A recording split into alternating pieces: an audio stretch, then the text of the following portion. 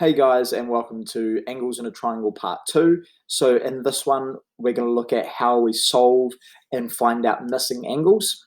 Okay, and if you watched the previous video, you will have known that there's another triangle type called the equilateral triangle, but I explained that that has 3 equal sides and 3 equal angles, meaning that the inside angles are going to all be 60.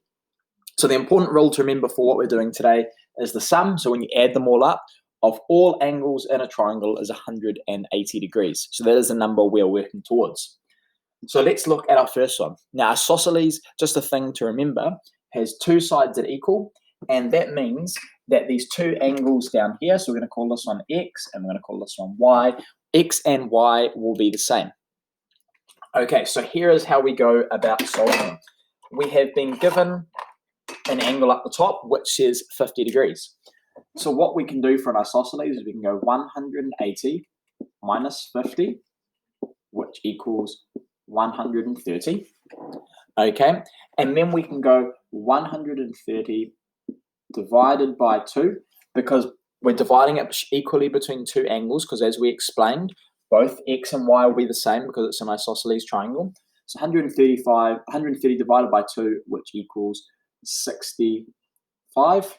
So it means that x equals 65 and y equals 65. Okay, so that is how we go about doing it. I'm going to show you another example. Now this one here is solvable. You may look at it and go, but Mr. Z, you haven't given us any numbers. It is completely solvable. I'm going to show you how.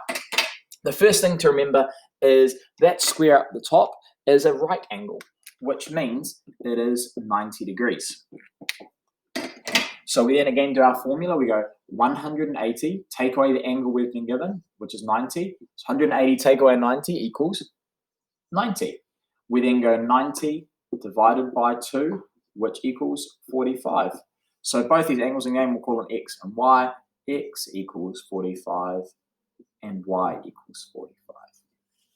Okay, let's move on to scaling. Now, important thing to remember about scaling, 3 different measurements of the sides and 3 different angles.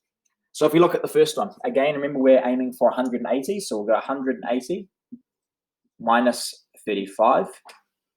But if we look at that, remember again, we have a right angle, which is going to be 90 degrees.